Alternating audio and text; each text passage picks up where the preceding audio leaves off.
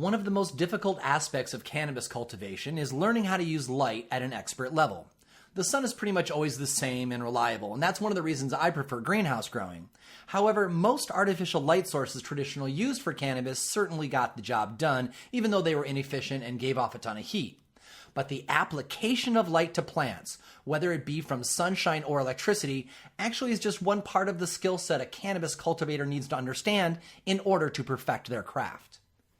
If you want to learn about cannabis health, business, and technique efficiently and with good cheer, I encourage you to subscribe to our newsletter. We'll send you new podcast episodes as they come out, delivered right to your inbox, along with commentary on a couple of the most important news items from the week and videos too. Don't rely on social media to let you know when a new episode is published. Sign up for the updates to make sure you don't miss an episode. Also, we give away very cool prizes to folks who are signed up to receive the newsletter. There's nothing else you need to do to win except receive that newsletter. So go to shapingfire.com to sign up and be entered into this month's and all future newsletter prize drawings. You are listening to Shaping Fire, and I'm your host, Shango Los. Today, my guest is former NASA lighting engineer Robert Solaire. Robert Solaire has worked at the Kennedy Space Center, where he helped design and build the Cultivation module and the first LED light for the use on the International Space Station. Additionally, he served as subject matter expert for NASA's circadian lighting system. He holds a master's degree from the Lighting Research Center at Rensselaer Polytechnic Institute and has begun a PhD in behavioral neuroscience, where he received a fellowship from the National Science Foundation for investigation in circadian lighting paradigms. Robert is presently Vice President of Biological Technologies and Research at BIOS Lighting. On today's show, we're going to talk about some of the key threshold points in the relationship between the light spectrum and cannabis plants that impact all cultivators, clear up some botanical myths that persist in cannabis cultivation, and talk a bit about how working under artificial lights impacts the lives of professional indoor cultivators. Welcome to the show, Robert. Yeah, thanks for having me. Awesome, man. I know that you're a busy guy, and I appreciate that you take some of that valuable time and share it with us. And I really appreciate that you've got, the NASA space station in your background, because it's an interest of mine, having worked on the space shuttle program and the space station myself. And I just generally think it's really cool still. And so before we go into a lot of the more light and botanical questions I've got for you today, would you just tell us about the grow op in the space station? Yeah, I worked on a project called ABERS, which is an advanced biological research system that grew Arabidopsis. So I was on the team that worked on that. My role is the LED lighting expert. So it wasn't probably as sexy or anything that this audience cares too much about, but there's Arabidopsis is pretty cool because it's almost like the white mouse of laboratory experiments. So a lot of experiments, a lot of fundamental science is done with Arabidopsis. So it's kind of groundbreaking research for growing plants in outer space, and that's kind of evolved into growing flowers on space station, growing vegetables and herbs on space station. So things that are good for us both nutritionally and psychologically. So, when I think about the space station, I'm thinking about everything being incredibly compact. How large is the growing area? And were you finding that you were having to devise smaller versions of the technologies just to get them on the station? Oh, absolutely. And that's exactly what NASA loved about LED specifically, was that it was small. It was, you could put it in pretty much any form factor you wanted. It was rugged, so when it goes up on a rocket or a Soyuz rocket, it's going to last. It's not made of glass or anything. It's very rugged. So, but the team that we had was it was basically the space flight experiment team. So scientists would come from all over the world and basically to fly their science on space station, they would come to us and we would basically develop the hardware and shrink it down to what's called a mid-deck locker sized box where that experiment would run. So basically you have, minimal space to have all your HVAC, your cooling, your nutrient deployment, your lights. Everything was all kind of in a really, really compressed space. and astronauts would be able to open it up, kind of check on everything.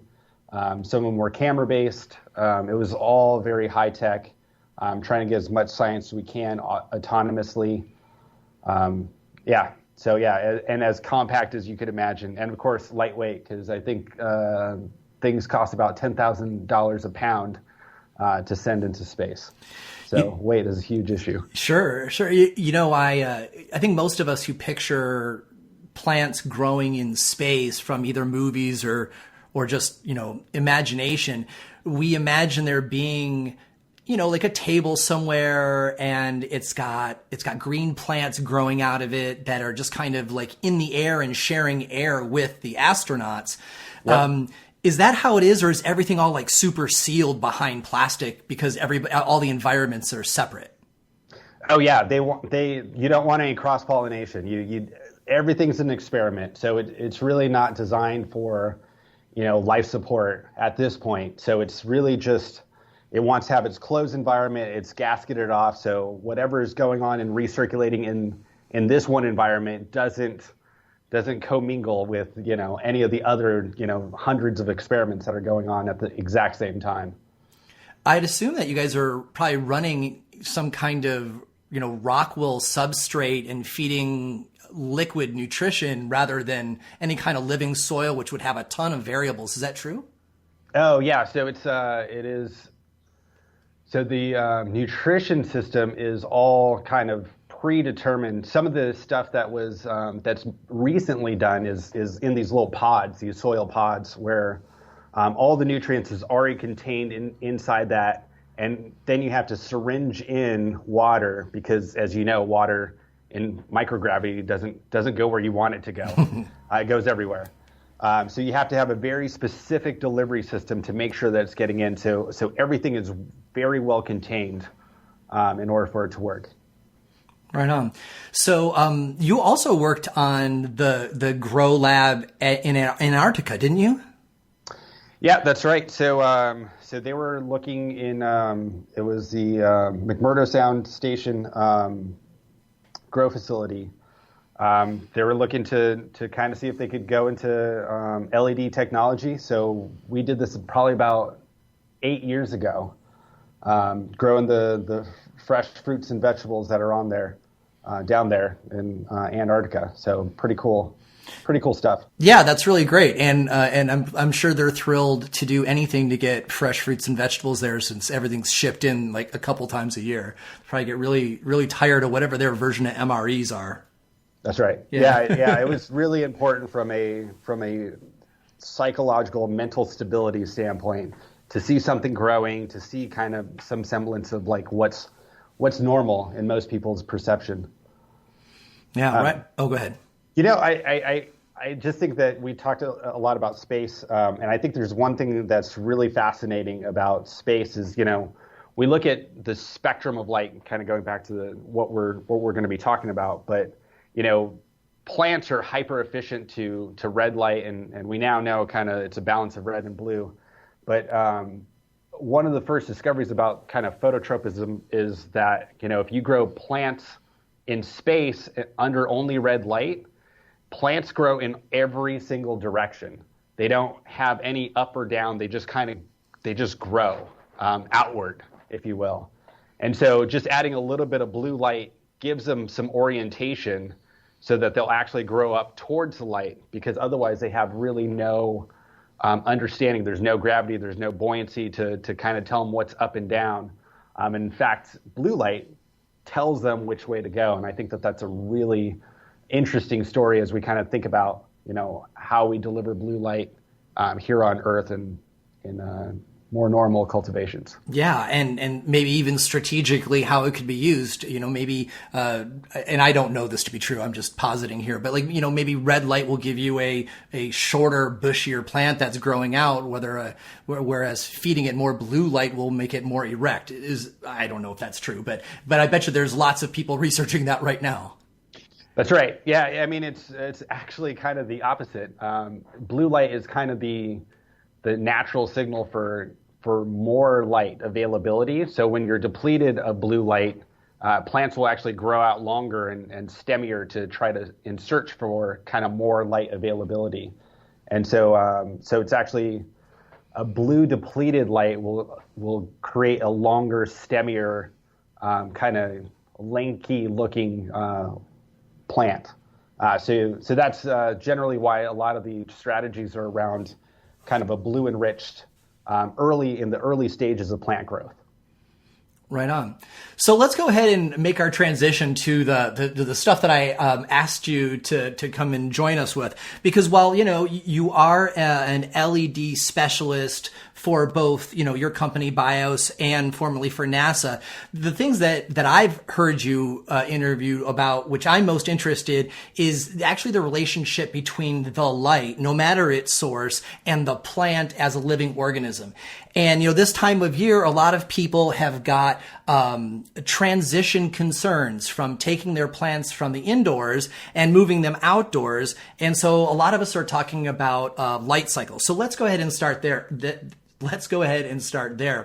So indoors, the lights are weaker than the sunshine, but the day is usually longer because most folks have their lights on 18/6 or 24/0 to help get them established and getting growing before they go outside.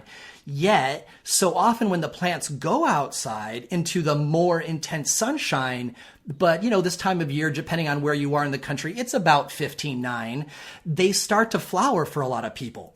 And we know there's clearly a relationship between the day length, the light intensity, and flowering. But, for so many of us, we try to figure out where that threshold is to cause flowering so we can better manage our cultivation. So somewhere in there between taking a plant from 18/6 and bringing it outside to 15/9, somewhere in there is the threshold where, now your plants you brought outside are going to go into flower versus, your plants transitioned outside without flowering. Can you kind of teach us a bit about that so that we can make better cultivation management decisions? Yeah. I mean, it comes down to exactly what you're saying. I mean, I think the interaction with light intensity is an interesting one. But the evidence points that photoperiod really drives, all of that kind of seasonal cue of when to start flowering. So, plants are basically going to strategize around taking all the energy from the summer months. They see a long day. They think of it as a summer month. Well, then when you shorten that period, that photoperiod, it's thinking it's going to interpret that information as, okay, now the seasons have changed and this is fall. And this is the time where I'm going to take all the energy that I've harvested from the summer months and convert it into flowers. So it really is that transition from a long day to a short day. So as long as what you see, so if 15/9 is what you get outside, and that was compared to 18/6, as you said before, that might elicit a flowering event. If it was 15/9 inside and 15/9 outside, it won't. So I think that when if you think about how you want to do this when you convert from inside to outside, think about what that photo period is going to be when you take it outside. And do you want to, elicit flowering at that time or not? And if you don't, you want to basically set that time period inside to be similar to a photo period that you're going to see outside. Well, the $1 million question, of course, is what is the similar, right? So if 18/6 to 15/9 is very much going to be a precipitous drop to cause flowering, how close to 15/9 would you say we want to get to be sure that we're not going to lose our clones by suddenly kicking them off? Well, so what you want to do is you really want to make sure that you hit it all the way, right? So usually what people do is a 12-12. So it's a relative difference, but I think that if you really want to do it, if you really want to initiate flowering, it's a 12-12 is what you kind of want to shift over to. But I do think there's going to be something really interesting. So there's hacks that get you all over the place, but I think that what I've seen, at least in the literature, is that different strains come from different regions, and their seasonalities are different. So what's going to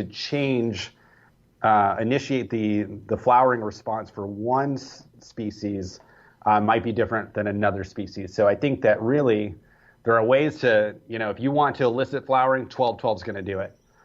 If you want to kind of play with the different thresholds, I think that's something that's really interesting to see how those impacts, how those photoperiod effects are going to change, the product that you put out. I think the idea of where the cultivar is from is a really interesting idea. The equatorial strains of cannabis may well, have different lighting responses than the mountainous ones or the Pakistani Valley ones. That's right. Let me ask you the question in a slightly different way, though, because normally for most of us who are coming outside right now, we're not trying to cause them to flower as we take them outside, because really we're going to let the natural world, we're going to let them do it. And, depending on where we live in the country and the cultivar, it'll all start kicking in around, mid-ish of August, right? So for most of us, we're taking, 12, 18-inch plants outside now, and we want them to veg for another couple months and double or triple in size or more before it flowers. So I tell people, if you can, try to have your flowers at 15.9 before you take them outside. And the problem is like almost nobody does that, because a lot of people, they'll pop their seeds or start their clones at 24.0, or many people at 18.6.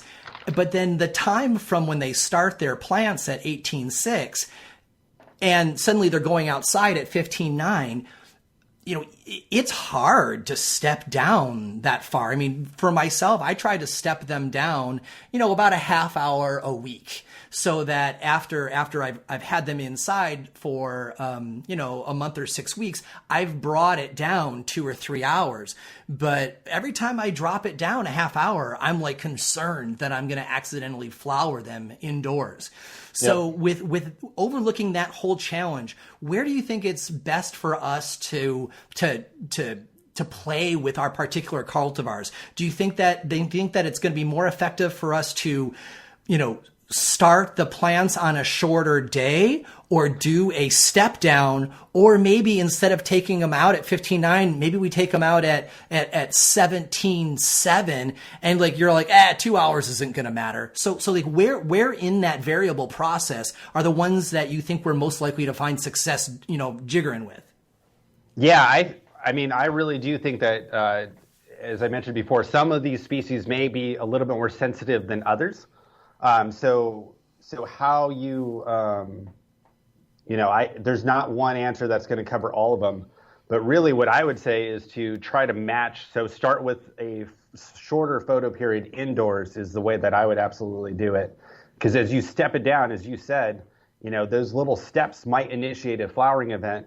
And if that's not the outcome that you want, then you've just, kind of ruined your whole crop. So what I would do is I would absolutely keep the photo period as closely matched to the time that you expect to go outdoors. So you're suggesting maybe just kind of like get off the myth that's normally for, traditional Prohibition era indoor growers, where they're like, 24, 18.6, 12.12, right? Because when you're running lights, you're God, right? You can do anything you want. Whereas if the plan is to go outside, maybe just pop your seeds or make your clones at 16-hour days. And even though you're running your lights a little less long, you will make up for that in having clear-headed knowledge that when you go outside, your plants are going to be safe. That's right.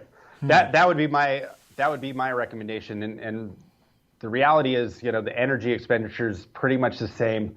I think that, I'll speak only on LED lighting. LED lighting could hit those light levels because you still want to hit the DLIs, your daily average light intensity. The integral of the light over the photo period. So you want to, in order to go to that 16.8, you're going to have to use higher light levels in order to still get the growth that you want. Meaning intensity of light. Yeah, that's right. Got it. So most of these, with some of the old, hypersodium metal halides, you get what you get. There's no ideas of dimmers or any ways to reduce lights or do anything like that. But with LEDs, you have infinite dimmability capabilities. Some of these things are pushing out 1750 micromoles per second. So it's these things are getting really impressive in light output. So you could crank up the light levels. Your energy expenditure is going to be pretty much the same because you're using the same amount of energy over a shorter period of time. All right, so this plays in right into a question. This was probably the question I was most excited about asking you today, and it's about the 24-hour light cycle. And it's always interesting to watch folks who are growing outdoors versus indoors, and how we were taught by our mentors. And then nowadays, when indoors and outdoors, and people are going back and forth because it's generally safer to grow in both environments. There's kind of a clash of myth and what people were learned. And one of the most watched videos on the Shaping Fire YouTube channel is an interview I did, just a quick one I did with Dr. Karuna Chowre, explaining that the 24-hour light cycle is not beneficial for plants because without a dark period, microbes in the soil will starve, because it's during this dark period that the plants feed the microbes in the rhizosphere with their exudates. They push them down through the roots. This was the first time I really considered the give and take between the plants and the microbes. And for so many people, they run, especially in hydro, they'll just run their plants 24 hours to have the plants grow faster. And for many people, they actually can sneak another cycle in their year because the plants grow about 20% faster with a 24-hour light cycle and no break. But Dr. Chowre was very clear, you are growing plants faster, but you are growing plants that are weaker because you don't have strong microbes, and this back and forth before the plants don't work as well. But again, my talk with her was only about 8 minutes. So does this sound like this makes sense to you, that the plants need this dark period? And if so, what do you see happening to benefit the plant during the dark that is so essential? Yeah. So I'm a light nerd, but I'm also a circadian nerd, which means that there needs to be a 24-hour cycle, and plants respond to a 24-hour cycle. Which means that it has to be both light and dark. So, cell respiration occurs in darkness. A lot of beneficial things occur during darkness. So I think that there's a lot of things that we probably don't know. I'm not a plant physiologist. I'm a lighting scientist. But the idea of having a light and dark period is going to drive the circadian rhythm of that plant. So I think wholeheartedly that we need to really respect that dark period. And if it's 2 hours at a minimum, I would like to at least see the idea of 24/0 going to at least 22/2. And again, as I kind of mentioned before, there's infinite expandability with the newer LED lighting technologies that could allow for the same kind of grow rates, because you could just have higher light outputs and still have some sort of a dark period. Now, I think the idea of the microbial interactions is really interesting.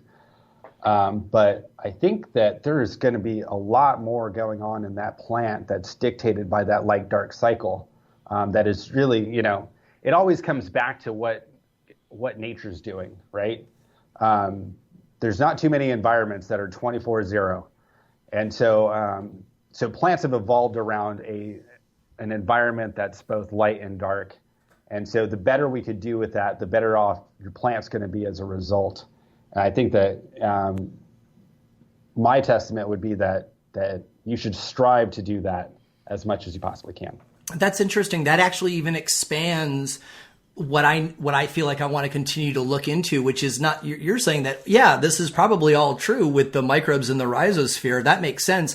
But also there are unique botanical, I don't know, housekeeping that happens during the dark period that the plant needs itself. It's not like a, just a photosynthesis machine and you just turn it on and it runs infinitely.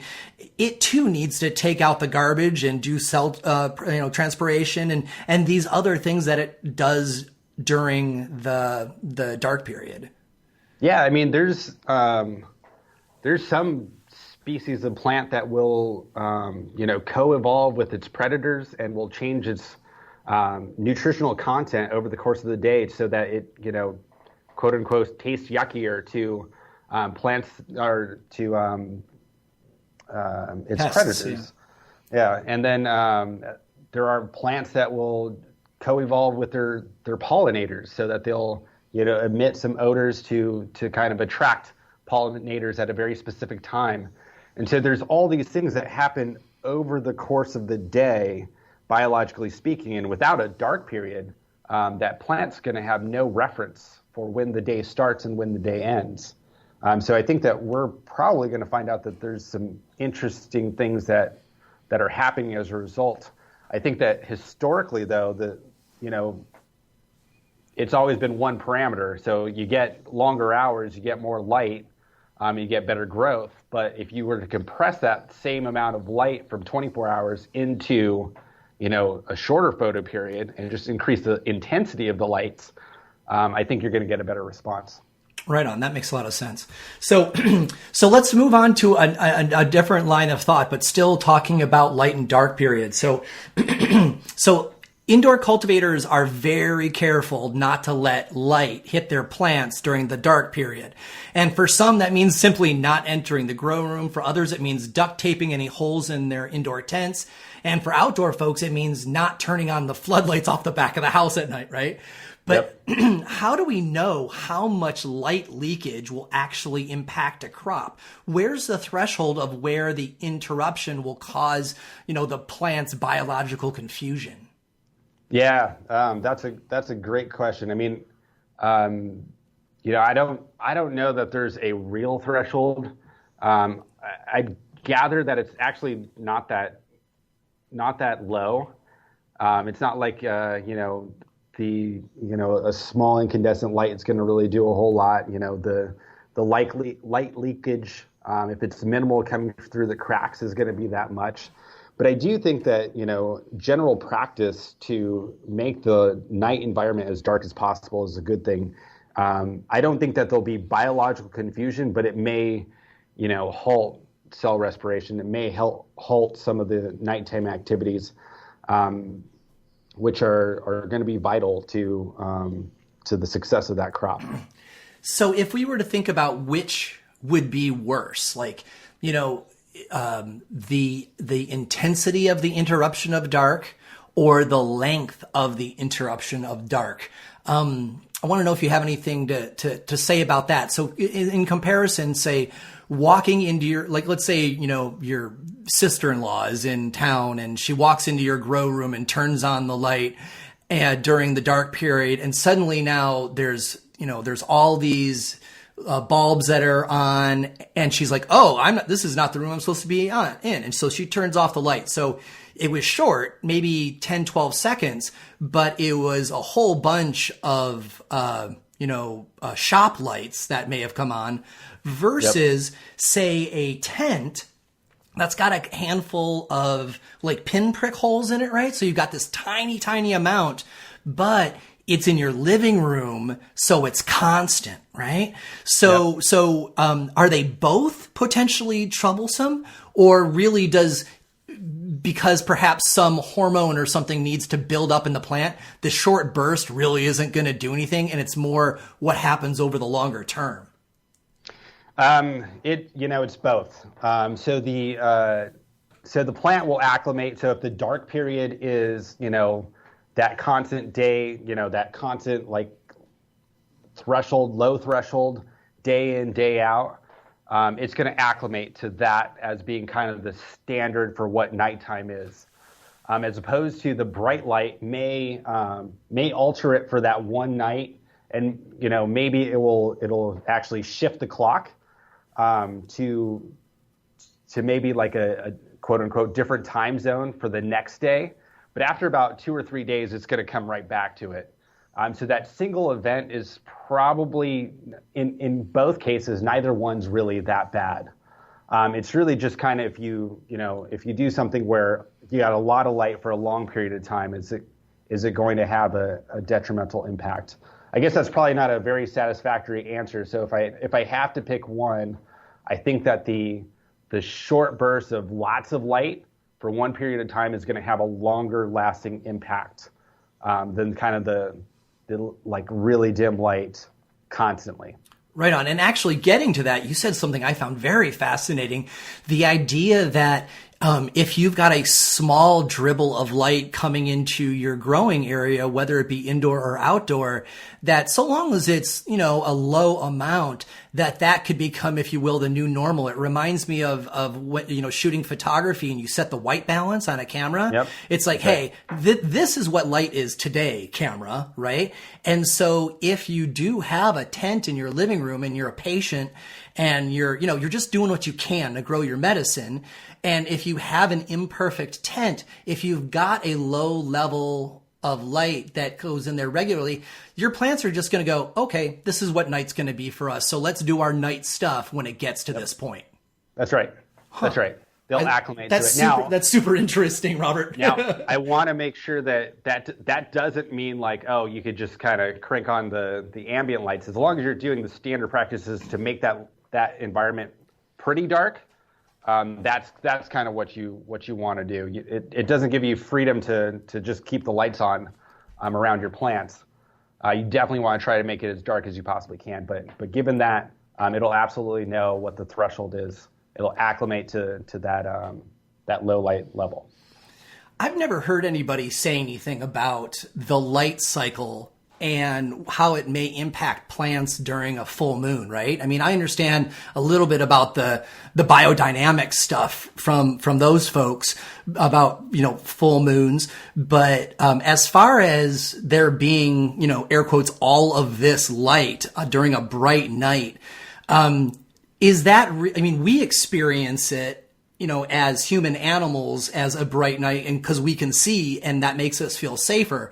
But does a bright moon night really impact the plants at all? No, not at all. That's way below threshold. That's like 0.001 lux on a full moon. There is really what we're talking about. I mean, even you go outside and you see street lights. There is evidence of, trees that are right next to that street light will have a significant impact. But the ones that are, kind of some distance away, those light levels, just kind of think about that light level. Mm-hmm. That's not impacting, that's below the threshold of what that plant is seeing. And of course, back to the original point, when it sees that every single day, it acclimates and goes, all right, yeah, this is my nighttime scheme. Right on. I follow this. All right, good. So one more question before we go to our first commercial break.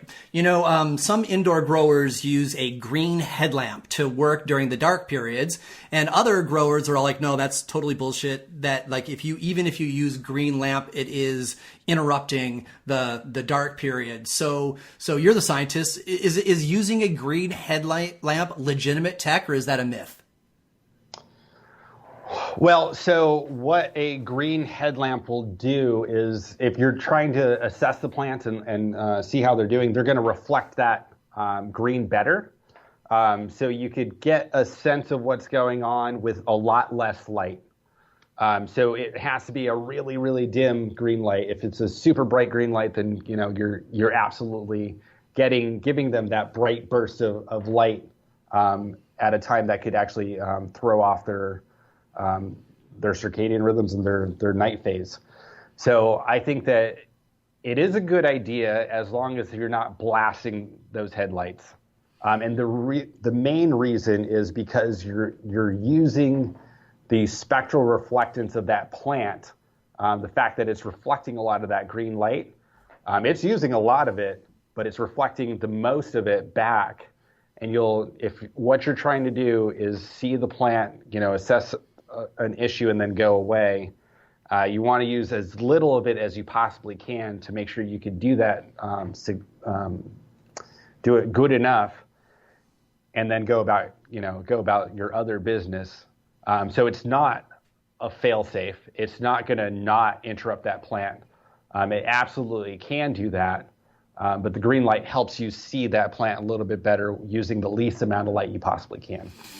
All right, that's interesting. All right, so let me see if I can break that down to 2 rules of thumb for everybody. So would it be correct if I were to say, if you're going to use any light, green is a good choice, but you want to use as small amount of it as you can, and only use it in a small area like with a headlamp, in contrast to, I've even seen people using green flood lamps in their grow at night so that they can, clean and things like that. Whereas that's a terrible idea because the intensity is more and longer. Green is not a magical color spectrum that doesn't interrupt sleep. That's right. That's absolutely right. Yep. Right on. Cool. Well, thank you very much for that, Robert. We're going to go ahead and take our first short break and be right back. You are listening to Shaping Fire, and my guest today is lighting scientist Robert Solaire. There are lots of good seed makers out there. Every once in a while, someone becomes legendary. The Mendocino, California cannabis breeder called Mandelbrot is one of these people. Mandelbrot was also known as Ra's Truth, and his cultivars are known as the foundation for the Emerald Triangle's world-famous gasoline-scented terpene profile. Back in the day when it was really hard to find quality genetics in education, Mandelbrot was advocating for organic growing techniques and providing exceptional seeds that would sell out as soon as they hit the shelves. Mandelbrot lived too short a life, dying in 2015. But while he was with us, he created several connoisseur-level cannabis masterpieces like Oil Spill, The Truth, and Royal Kush. No matter if you approach growing cannabis more as a toker or a breeder, you will find something that delights you in Mandelbrot's selections.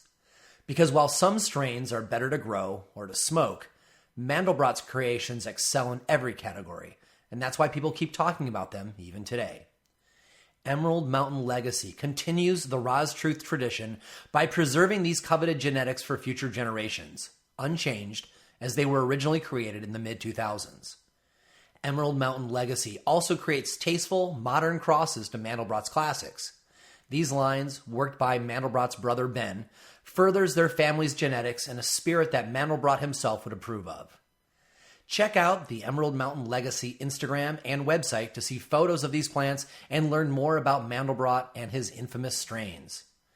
Emerald Mountain Legacy seeds are available online from seed banks and distributors, including Labyrinth Seed Company, the Regenerative Seed Company, and Pure Sativa. Emerald Mountain Legacy, keeping Mandelbrot's legacy alive. Pre-rolls have come a long way since the early days of normalization. When you choose Saints Joints, you are smoking all-flower, top-shelf pre-rolls with terpenes that will sculpt your high in a way that dry, old pre-rolls just can't. Whereas most brands release pre-rolls as an afterthought, for the last 5 years, Saints Joints has focused on their line of exotic, curated joints. And while some companies just chase the hype strains, Saints Joints goes deeper, searching out hard-to-find strains, unexpected crosses, and nearly forgotten land races and classics. And some hype ones too. Not only does a joint from Saints smoke incredibly well, they have fine-tuned every step of the process so you don't get runs in the paper, the joint is just the right density to have a nice pull, and the joint stays lit, even if you get a bit chatty. Saints Joints boxes are works of art and will spark conversation when you pull them out at a party. Saints award-winning boxes change with every release, feature edgy outsider art, and often raise awareness of important issues like equal rights. Saints boxes are so desired that many collect them and display them in their homes. Ask your bud tender for Saints Joints and have a premium joint experience. Now, if you are a licensed cannabis cultivator, I have an extra message for you. Saints is looking for partners in legal cannabis states to expand the availability of the Saints Joints brand. Do you grow exceptional cannabis flower but are less excited about all the effort, cost, and risk of launching your own brand? Saints Joints may be just the partner you are looking for. Already established in California, Washington, and Oklahoma, and recognized by Entrepreneur Magazine and Green Entrepreneur as a cannabis industry leader, the Saints Joints brand will set you apart in your home market. The best thing I can recommend is for you to visit their Instagram at Saints Joints and look at their patented drawer design boxes. Become that brand everyone is talking about without having to build it from scratch. Check out the Instagram at Saints Joints and then visit saintsjoints.com to find out more. If you listen to Shaping Fire and you grow your own cannabis, chances are high that you are very particular about the inputs you use for growing. People like us painstakingly self-educate on cannabis nutrients and techniques so we can cultivate the best tasting and cleanest flowers possible. And when we go to purchase those nutrients, we want to be sure that our supplier shares our values and is providing exceptional quality. This is why I recommend buildasoil.com to my friends who care about quality. Build a Soil empowers organic growers to do their best work by sourcing and shipping only the finest cannabis growing supplies. From organic inputs, soils, soil testing and pots, to lights, growing tents, sprayers, and cover crops, Build a Soil founder Jeremy Silva doesn't just stock his store with what's available. He goes deep to personally vet each product for quality and determine that there isn't a better version of the product that he could be selling. Because of this arduous process, you know that your options on buildasoil.com have been carefully curated to create the results you are looking for. Not only that, but the Build a Soil way is a philosophy that will permeate your interaction with the company. From website design to pricing and shipping to after-purchase support, Jeremy and his team always strive to do their best and give you the best customer service in the business. Check out buildasoil.com today for top-tier quality cultivation supplies and a friends and family buying experience. And check out their educational videos and extraordinary social media while you're there too. Quality organic growing supplies at buildasoil.com. Welcome back. You are listening to Shaping Fire. I am your host, Shango, and our guest this week is lighting scientist Robert Solaire. So Robert, during an interview with soil educator Jeff Lowenfels, he suggested that sunlight has a very powerful effect on the soil microbes and soil life generally. It isn't just the plants that's taking up the light, it's actually the soil and, everything that's living in it that is also taking in the light. And he continued to say that this is one of the reasons why indoor cultivation pales when compared to outdoor generally, because the sun is so much more intense that it has a deeper reach into the soil, I guess I'll say. So, what is it in sunshine that provides, life to the soil? And how difficult is that to attain nowadays with lights indoors? Yeah, I would think any of those benefits, it could come from the penetration, but I would probably stand to guess that it has a lot more to do with the spectrum. So, indoor lighting has the opportunity, to do whatever. But for energy efficiency, it's always putting all the energy, at least the energy efficient ones, LEDs specifically, will put all the energy in the PAR region from 400 to 700 nanometers. The sun puts out stuff, from 300 nanometers, on up. So there's stuff in the UV, there's stuff in the infrared spaces, and the interaction of those things with sunlight and daylight is probably pretty profound. So I would probably stand to guess that that it has more to do with the idea of it could be a circadian component of temperature, but probably also, the far reds and the ultraviolets that come from that solar exposure that's going to have the impact on microbes. And I would probably say that doesn't mean that interior lighting is inferior. It just means that we got to get smarter about how we do interior lighting, because we could absolutely recreate any of those spectrums. We could create far reds, we could create UVA, UVB.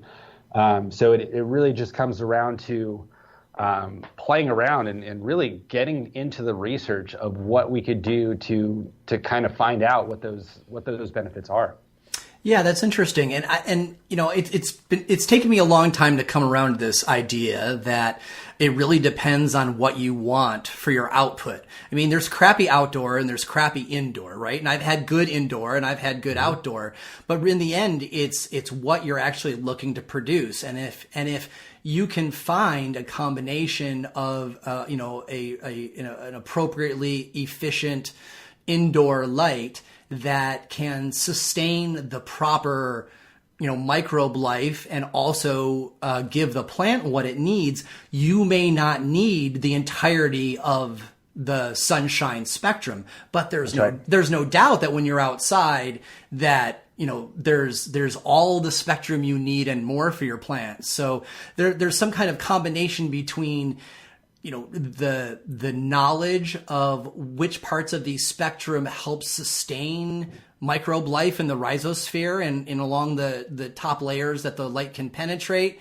and also I guess just bang for your buck, right? Like if the goal is to produce a good tasting, good looking plant that thrives and resists pests, we may be able to do that without the entire spectrum of the sun.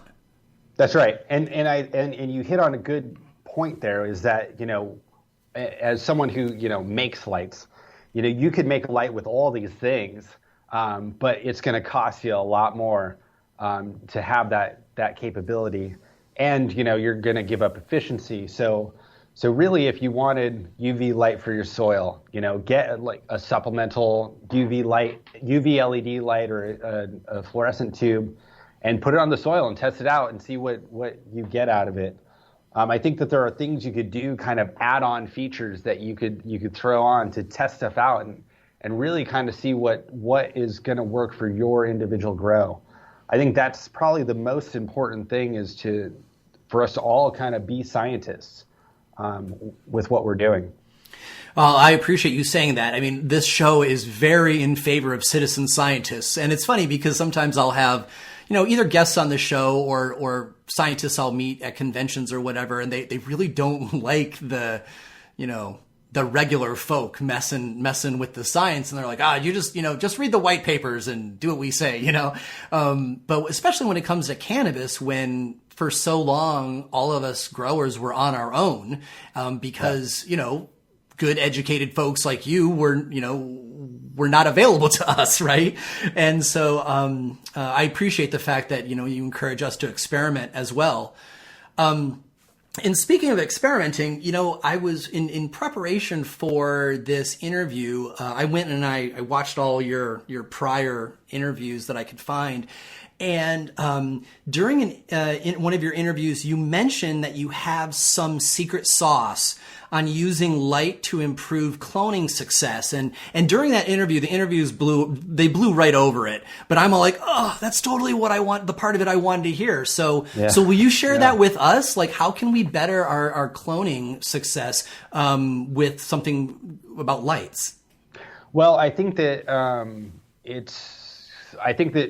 most people kind of have an idea of what's going on, and it's really kind of meeting the blue light thresholds. People will talk about, they'll just use metal halide or they'll use cool white fluorescent to do this. And really it's a matter of making sure that you meet the blue light threshold, because if you don't, we talked about this early on, if you don't have enough blue light, the plants will basically feel like they're starved, they're in shade or something, and so they'll elongate trying to get more blue light until they meet this threshold. And so it's really important to get a light that has that blue light, that meets that blue light threshold. It's usually about, kind of rule of thumb is about 30 micromoles per meter squared of blue light is what's required. So if you're trying to put out, 300 or 400 micromoles per meter squared, that means you're going to probably want about 8 to 10% of blue light. And so this is kind of where a lot of this stuff, if you had high pressure sodium only puts out about 5% blue light. So this is kind of where some of the ideas have stemmed from. But if you figure out that threshold, which is generally about 30 micromoles of blue light, now you could really kind of maximize that spectrum for efficiency. And so once you maximize the efficiency, then you're going to get tremendous yields because you could really kind of create something that has that spectrum meeting the threshold, but putting all the energy in the high efficiency photosynthetically active region. You would not be able to do this with either the traditional lights, HPS or metal halide, right? You're going to need some sort of LED to do this nowadays, right? Yeah. There are manufacturers that I'll talk about. They've got a special high pressure sodium or something that has more optimized for growing. But the reality is the spectral power distribution of these things, the way that they put energy is pretty much the same. HPS versus a different HPS, metal halide versus a different metal halide. It's really only LED that has this almost infinite, I would say it is absolutely infinite modularity of and configuration of what spectrum you could possibly have. So for a cloning area, you could have exactly the right spectrum that you need. For a vegetation area, exactly the right spectrum that you need. For flowering, just the right spectrum that you need. And it all really kind of stems from a very specific blue light threshold. It's all kind of the same. So the reason why HPS works out well in a flowering room is because the light levels are so high. If you're giving 600 plus micromoles per meter squared, if 5% is blue, you're still hitting that threshold of 30 micromoles of blue. So that's why it still works there. If you were to use lower light levels than that, then you actually start seeing morphological effects and not good ones. Bad ones. They start getting lanky or leggy, if you will. Mm-hmm, mm-hmm. So I know that I'm about to suggest a really janky hack, but I've seen it, and so I'm totally going to ask you. I've seen people have HPS lights, and they read something that they needed to increase their blue, and so they took those, the blue lighting gels from like a stagecraft, like going to see a band or something, mm-hmm. and they will put one of those, over that, and they're like, look, I just covered up 20% of my light with blue. I just got a bunch more blue. Is that science? No, not at all. I mean, if you didn't, you get, if you didn't get 30 micromoles of blue without the filter just it subtracts. It doesn't add anything. Oh, it's the opposite direction even. So yeah, it's shifted, or it's removed a lot of the red component out there, but your light levels have just dropped significantly. So I'd love to find someone where that actually worked, but that's not going to work. That is not a good idea. Right on. Well, you know how it is with bro science, right? I mean, it's kind of the other side of the coin to being a citizen scientist, right? It's like, trying a bunch of stuff is great, but then also, a lot of the stuff that had been handed down from us, from our mentors, doesn't pan out long term. Yeah, for sure. So I know a lot of your work with light involves humans, and it was actually really interesting to listen to your interviews about human lightings and circadian rhythms, and then also to hear you talk about the same thing in plants. So I thought that was pretty cool. But cultivation employees spend a lot of time under a wide range of lights, from classic HPS and metal halide to LED, and now even some folks are spending for the plasma lights. So what impact does working under these sorts of artificial lights have on the humans that work below them?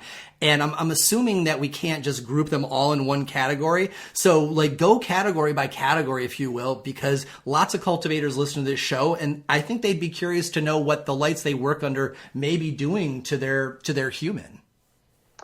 Yeah, well, I would say that generally speaking, from a human circadian standpoint, um, I guess that most people aren't very well educated on this, but there's a lot of talk about blue light and its effect on our sleep. But basically, there is a newly discovered photoreceptor that drives our circadian rhythms, and really, what the problem is not so much these grow environments, but the regular dim lit office environment. So we really kind of need to have brighter days and darker nights in the built environment. If you're in a grow space and you're getting, what call it, 600-700 micromoles per meter squared, that's a ton of light. You don't need to be convinced the fact that is a ton of light. So as if you are working a day shift in those spaces and you're getting a ton of that light, that is a fantastic way to get the dose that you need of light for your day. Now, if you're on a shift work schedule where you're going in after hours, that light could absolutely destroy your sleep. If that's a time that you're supposed to not be getting, just like what we talked about before, plants could get altered, their growth could get altered. That could completely throw off your circadian rhythms, making it really hard to sleep that night, but also the next 3 or 4 nights afterwards as a result of it. It's kind of like that will be enough light to shift you to another time zone up to 3 hours later. So that is something that could dramatically impact your sleep. So if you're getting that light exposure, what I would actually recommend, which is pretty simple, if you're doing it after hours, there are blue blocking glasses that exist. You can buy them anywhere. And actually, we got some friends at True Dark that make some really good ones that block out all the blue light. That would be a really good approach to protecting yourself from getting too much of that daytime exposure at a time that you don't want to get it. Right on. So let me unpack that a little bit. So I think you're saying that if you're under all that light during your regular daytime, let's say 9 to 5 shift, you're actually winning because you're getting a ton of light. You will not need a seasonal effectiveness disorder light box. Like you're getting all of that at work. And you're getting it at the right time in relationship to your sleep cycle so that when you go to sleep, you'll be good to go to sleep. Yep. And then, but if you're second shift in the afternoon and you're still hoping to sleep at night, you're kind of jacked because it's going to shift you off by 3 hours and disturb your night. But let's say you're working the night shift. If you work the night shift and you're sleeping during the daytime, so your whole life is upside down, will you be in good shape again? Because again, while you might be on an artificial sleep cycle that's not in jibe with the planet, you're actually resetting your own circadian rhythm to night shift, and you'd actually be okay again. Yeah, so that's a great question, and it's the quandary that has plagued pretty much all shift work in all industries, which is, that's great. We could totally do that, and in this case, you'll absolutely shift. Now, the problem is what happens when you live your normal life on your off days and stuff like that. Yeah. Because now maybe you're aligned with that night shift, but then you go out and normal life has a regular sun that goes at a different time. So now the sun is the thing that completely throws off your schedule. So again, it could be the exact same thing. You wear those glasses when you go out in the sun to try to minimize the disruption that the solar cycle is going to have on you. But really, from a health and wellness standpoint, what you want to do is try to create that same pattern, same wake up and sleep times over and over again. And unfortunately, for some people, that means you're kind of looking like a vampire on your off days. So the protection mechanism in all scenarios is to have some sort of blue blocking glasses to try to make it so that light exposure at the wrong time doesn't throw your sleep cycles off kilter. While we're talking about glasses and the eyes, I don't spend a ton of time under cultivation lights, but I know when I go and I get tours and stuff, and the tour goes especially long, that when I leave, sometimes my eyes feel tired, like they've been worked too much. And I'm curious what, being under intense light like that as a full-time job might degrade the eyes. Are these spectrums that we're growing under potentially dangerous for the eyes, or is it just that I'm not used to that intensity, and so when I go in it for a little while, it tires my eyes out? Yeah, so I think that the bigger thing is it's not the intensity, it's not the spectrum, it's really kind of more the gradient or the contrast.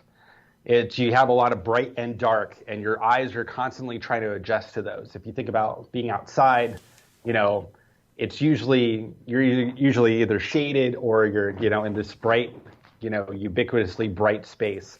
So it's nothing about the intensity, and it's nothing really about the spectrum that's particularly harmful. What's causing this fatigue is that your eyes are constantly going from a bright spot to a dark spot, and it's trying to acclimate to these multiple locations. And there's a little bit of, your eyes aren't acclimated to that. So there's a little bit of that.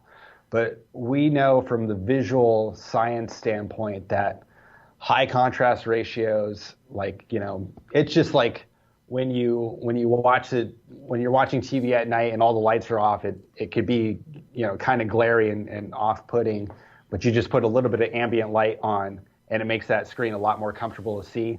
A lot of it has to do with the contrast ratios of light and dark that you see. So if I understand that right, what you're suggesting is that actually it's my pupils are tired. That muscle or whatever it is, that mechanism in my eyes, it's opening and closing so much. So it's closing when I'm directly under the light, but then it's opening so when I go away from the light for a minute to take something off of a shelf and bring it back to the light, now it's back under. So it's that back and forth that's making my eyes tired. That's right, and that's super cool. Wow. There's actually a lot more fatigue on the cones itself because it's called lateral inhibition, which is the contrast. It amplifies the signal when it's contrasted against darkness. So you're really giving your cones in your eye a roller coaster of emotion. So it's a combination of that. And the pupil, your irises are kind of going back and forth. So we talked about the True Dark glasses for people, to help with their circadian cycle. What kind of a recommendation do you have for people who work under lights, and so they have this experience of going back and forth from the bright environment to the darker environment, and so their pupils are potentially getting tired at work? Is there a hack for them? Yeah, I mean, it should be just glasses. I mean, like the same kind of thing? Are we trying to cut out the blue, or is it a different kind of glasses? No, like the Method 7s or something.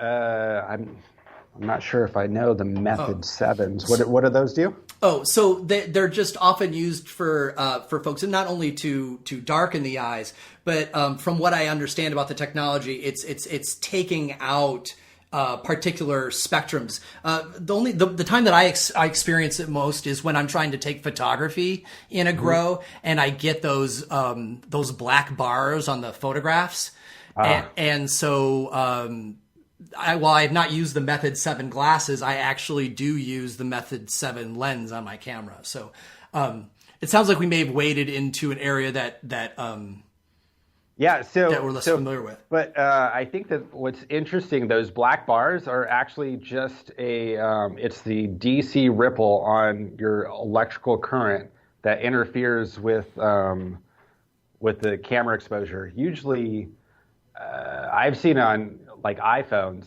and all you have to do is kind of change the aperture exposure, and it'll kind of wipe out. I think iPhones really kind of fixed that in software recently. But that's actually a really, really interesting phenomenon on ripple current in your lighting system. It's nothing wrong with anything that's going on, but it's just a conflict between the two electrical devices. But I would say, back to the main question, is what you do to try to, if you're going on that back and forth, is really just try to have overall intensity glasses if you can. I don't think trying to filter out any spectrum, so that blue light is what drives your what's called a sustained pupil constriction.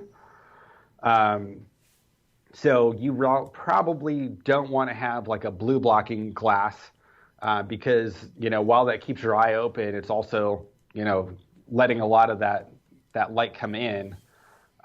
So that's not good.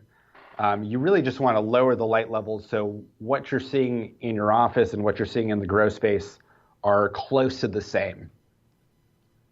So most standard off-the-shelf glasses will cut 90% of the light level, and that's probably what you want to do there. Would then, even though it certainly would increase the price of the operation just for the scientific basis, would it then also make sense to, let's say that you're in a warehouse and you've got some part of it that is the artificial lighting for grows?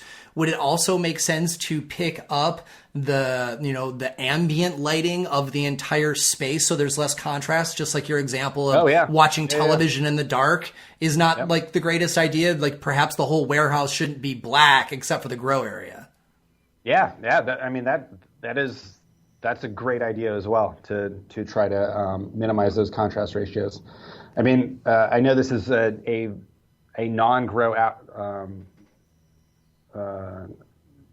example, but like in buildings, at least well-designed ones, they'll actually if you have windows, they'll put light on the walls in between those windows to try to make sure that that wall in between the bright windows is as bright as it can be to minimize that contrast ratio. Wow, that's interesting. I bet you it's only a matter of time before we start to see, OSHA regulations around how bright the ambient environment in cultivation warehouses have got to be just for the health of the employees. Yeah, I think that's interesting. I mean, I would say, because we also do some work with the Department of Energy, that they would probably suggest that the glasses is probably the better solution. Then wasting all the extra electricity. Yeah, that makes sense. Exactly. Yeah. All right, cool. Well, let's go ahead and take our second short break. We'll be right back. You are listening to Shaping Fire, and my guest today is lighting scientist Robert Solaire.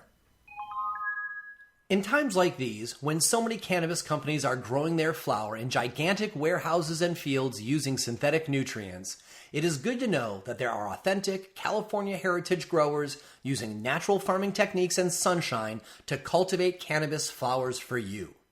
California has produced the best cannabis in the world for generations, and the idea that massively scaled industrial cannabis production could produce the same quality as small batch, lovingly cultivated flowers is just silly.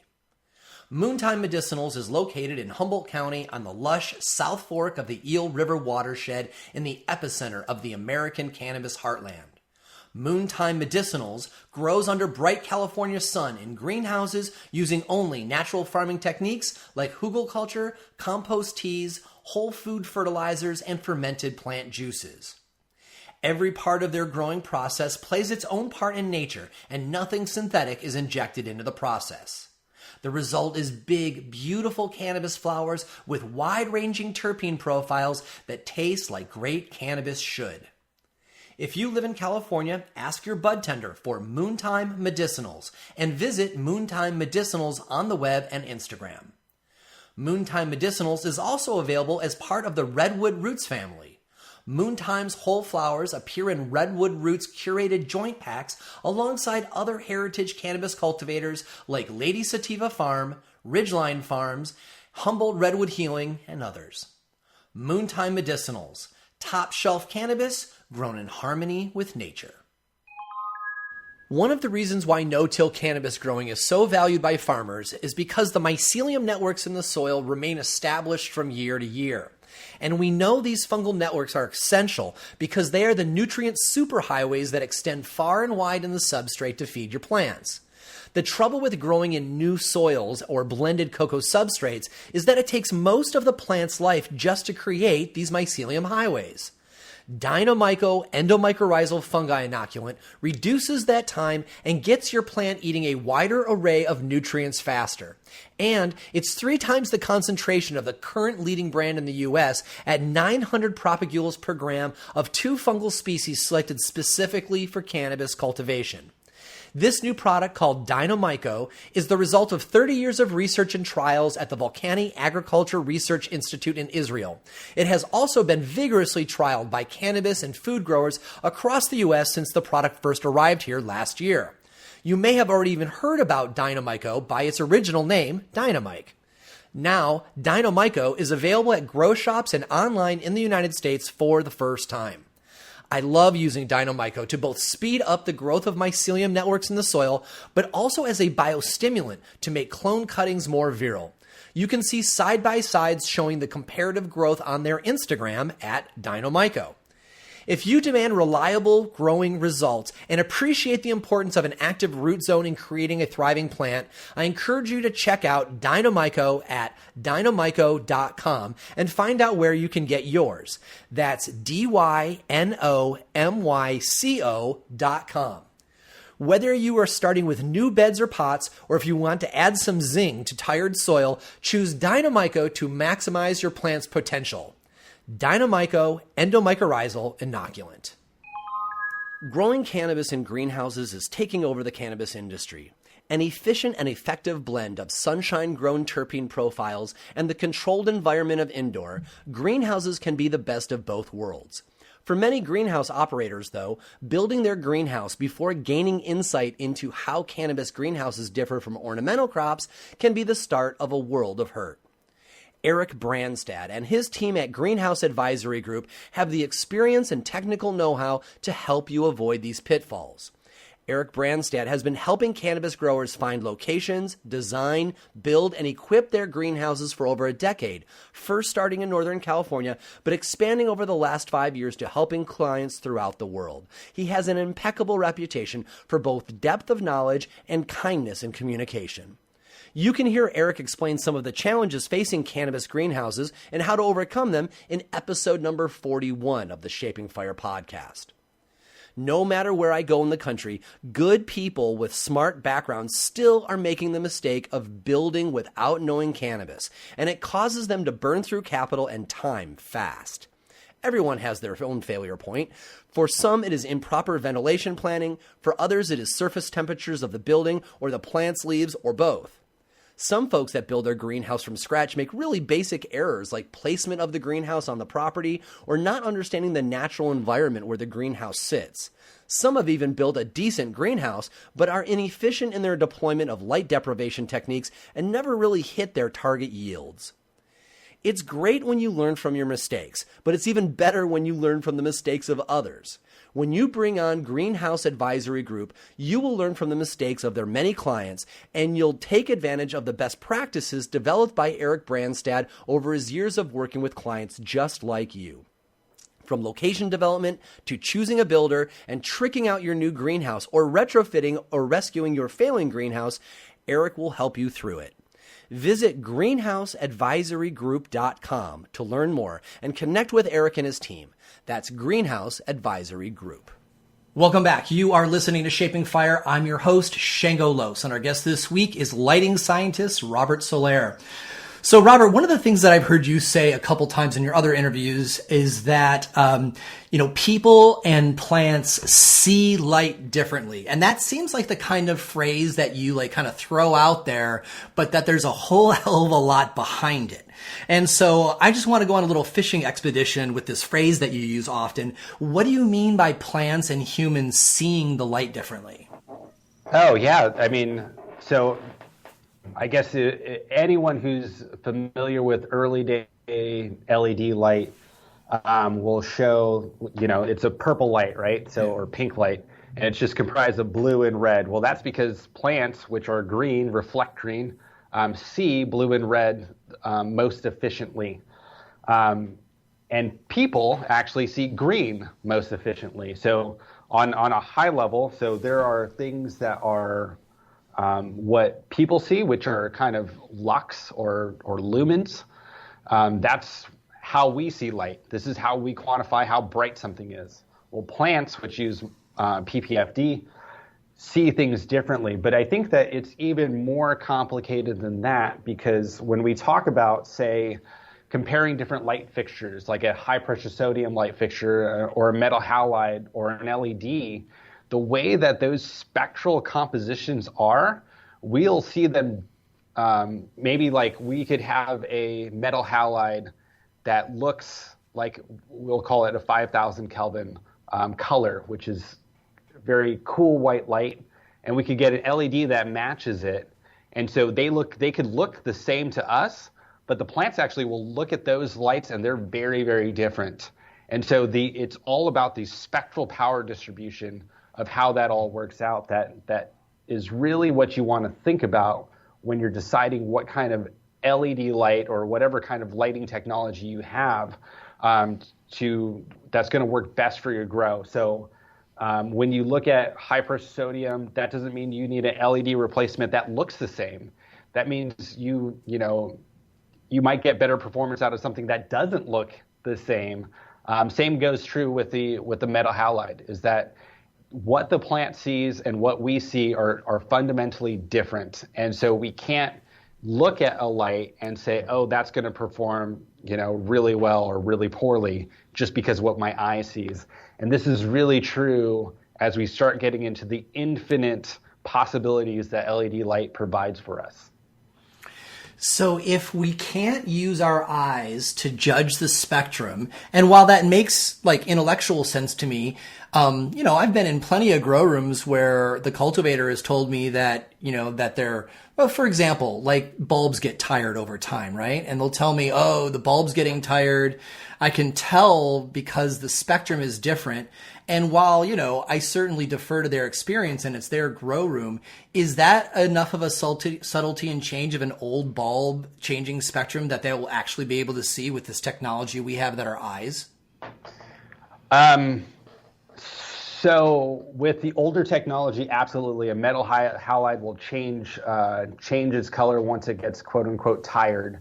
And that's a visible change. That's in a spectrum we can see.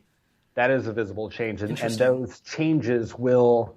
So a new metal halide versus an old metal halide will get a little bit of a shift, but that's not nearly as significant as what it's going to have versus an LED light spectrum.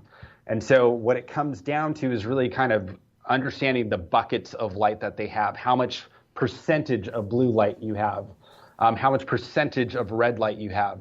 And so when you're thinking about it, you got to think about it in those terms. And it all comes back to kind of hitting this threshold of, a certain number of blue. And this is really kind of what drives most of the morphological effects is I need, again, rule of thumb, about 30 micromoles as my minimum of blue light. So when I measure light and when I think about how much light I'm going to put out there, if I have 20% blue light, that's probably going to do good enough. If I have 5% blue light, that's probably going to be pushing the boundaries of what I'm going to get. And so, as I mentioned before, high pressure sodium has low amounts of blue. Metal halide has, higher amounts of blue. Fluorescence will have higher amounts of blue. And LED could be absolutely anything. It really depends on what you're trying to do. And LED is much more of an engineered light source, an engineered solution to try to bring the benefits of those other technologies, but in a very targeted way that's giving the light on the plant the right spectrum that it needs at the right time, and just trying to tailor that spectrum to what the plant needs and at the basically benefit of energy efficiency. All right, so let's take this back one step. So if If there are limits to the usability of our eyes to determine spectrum, for those of us who are not lighting nerds, what are the tools that a cultivator would use to measure these light attributes that the eyes cannot handle? So if you've got you've got buckets and you've got intensity, what are the tools of the trade, if you will, for those of us who don't spend a lot of time with lights? Yeah, so I mean, it's pretty simple. If you have high pressure sodium, there are rules of thumbs. Metal halide is about 15% blue. High pressure sodium is about 5% blue. And so just think about it like that. And then if you're thinking about, what LED is going to do to replace either one of those, think about what's going to have a similar blue light percentage as those two things, 5 or 15%. And that's what you want to match. And so when you go to any credible LED lighting manufacturer, that's the number that you want to have. They should have published on there the percentage of blue light on their specification sheet. And that's what you need to think about, is if you're thinking about it for a flower space where you're going to have high pressure sodium normally, you want to have at least 5% blue, which the majority of them all do. And if you want to have something that is for a metal halide or a cool fluorescent space, you want to make sure that you're north of 15%. So you actually took that in a different direction than I thought. I thought I didn't realize that, I knew that the lights were sold with full spec sheets. I mean, I get that part.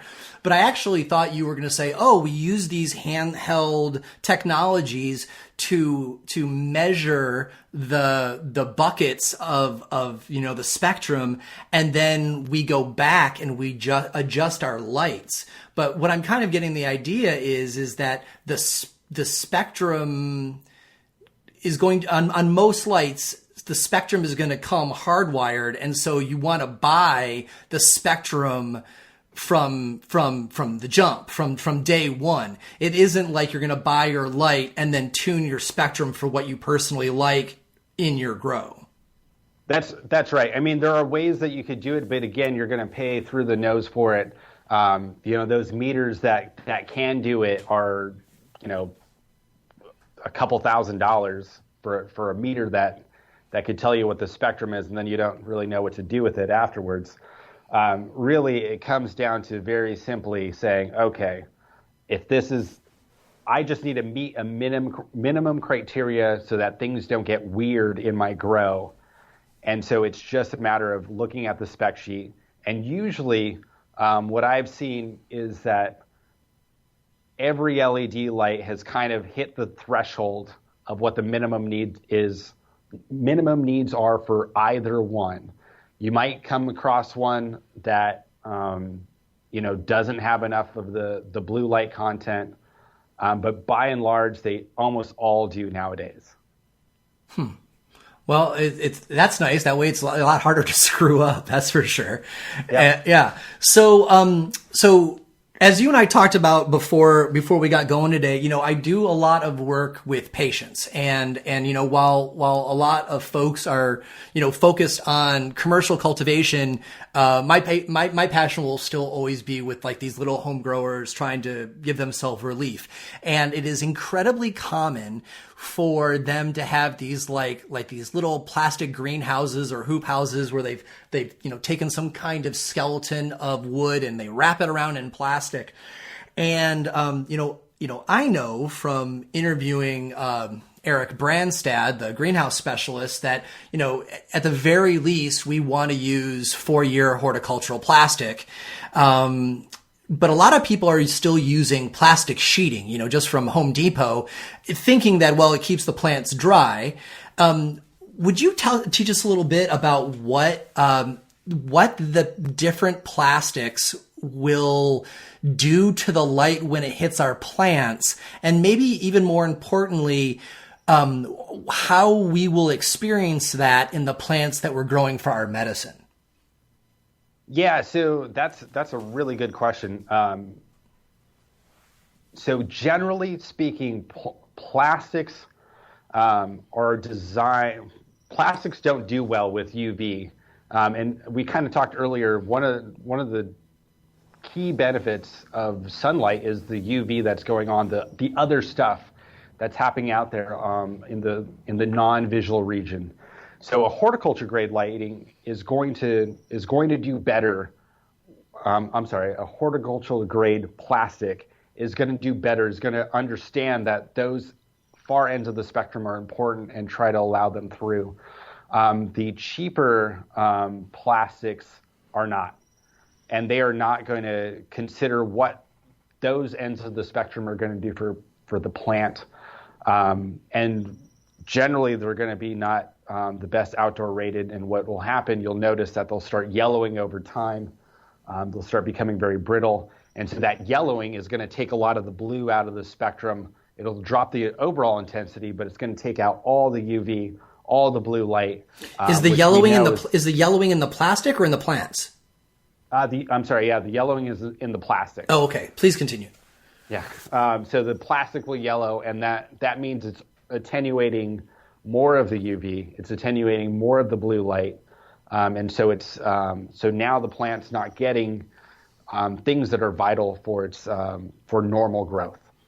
Right on. I would strongly advise to get a horticultural grade plastic. I love it. That is the decision rule that I was looking for there, because you know how it is, like when you're working with any kind of a home grower, whether it's cannabis or vegetables, there are so many variables and so many people don't have complete knowledge that you go and you see and you're like, okay, they have non-horticultural plastic and their plants are not doing well, but it could also be because they screwed up some other variable, right? Sure.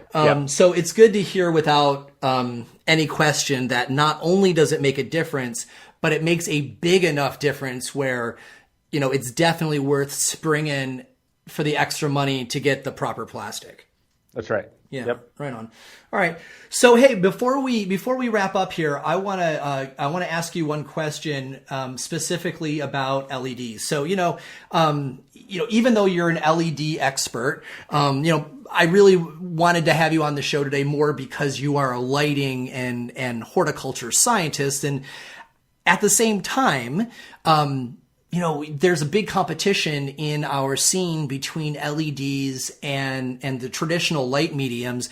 And, they're kind of like street gangs. Like they do not play soft. Like people get angry if they are dedicated to HPS and you put out any kind of LED content. And then on the flip, the LED people all find themselves, much more sophisticated and educated, and they talk all this trash about the HPS people. And I'm all like, hey man, I've had really kick-ass flowers of both, but I do know that LED has kind of come into its own, right? There's a lot of flowers over the last 12 years that I've had from LED that just didn't rock my world, right? And so as somebody who, does LED engineering and, but also understands the fundamentals and why people choose HPS, what are your thoughts on the threshold point? Like, have we passed that threshold point now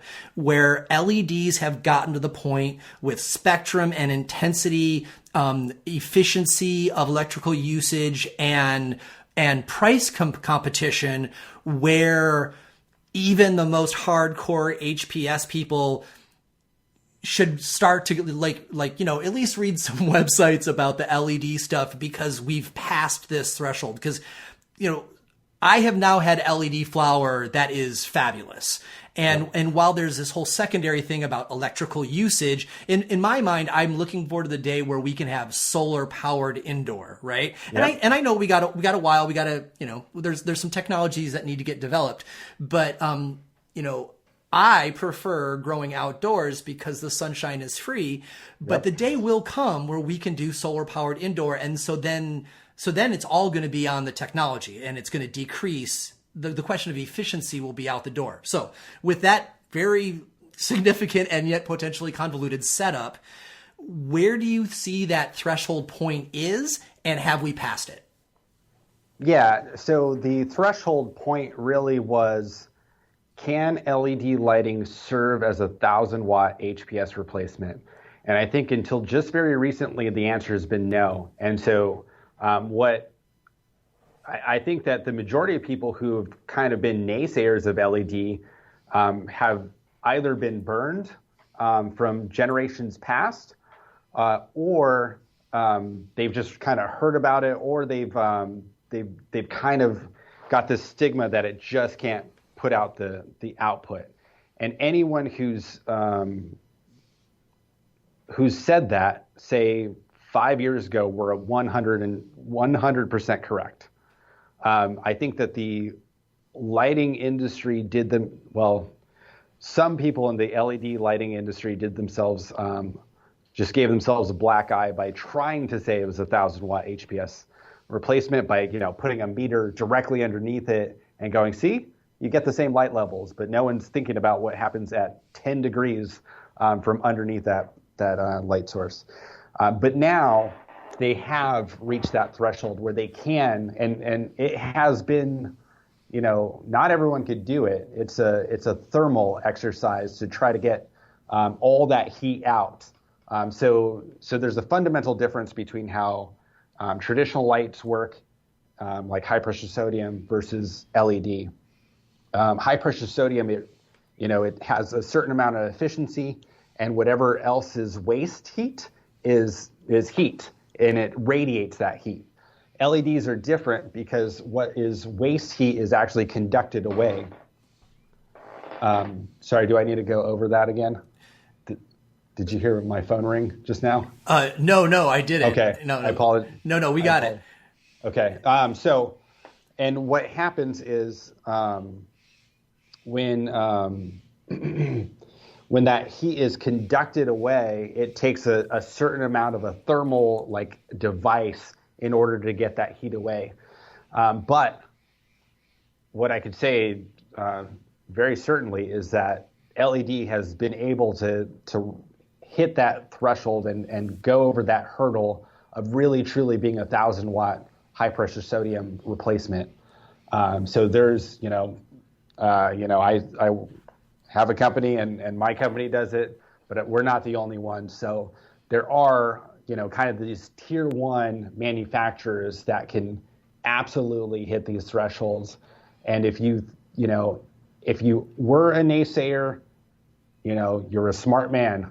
But the time has come for LEDs to kind of hit that threshold. And I would say if you're looking for a very specific threshold, if it could get over 1,600 micromoles per second, preferably 1,750 micromoles per second, that is going to be something that you're going to have a really good experience with. Fantastic. That is a great answer. So, Robert, our time is done. Thank you so much for all of this interesting information and some of the, atypical insights that we don't usually hear when, people are either talking about strictly the botany or strictly the light technology. Your ability to kind of weave those two together to provide some answers that straddled both disciplines was really enjoyable. So, thank you very much. Yeah, thanks for having me. I really had a good time. Excellent. So if you want to find out more about the kinds of lights that Robert helps develop, you can check that out at bioslighting.com. You can find more episodes of the Shaping Fire podcast and subscribe to the show at shapingfire.com and on Apple iTunes, Stitcher, and Google Play. If you enjoyed the show, we'd really appreciate it if you'd leave a positive review of the podcast wherever you download. Your review will help others find the show so they can enjoy it too. On the Shaping Fire website, you can also subscribe to the weekly newsletter for insights into the latest cannabis news and product reviews. On the Shaping Fire website, you will also find transcripts of today's podcast as well. For information on me and where I will be speaking, you can check out shangolos.com. Does your company want to reach our national audience of cannabis enthusiasts? Email hotspot@shapingfire.com to find out how. Thanks for listening to Shaping Fire. I've been your host, Shango Los.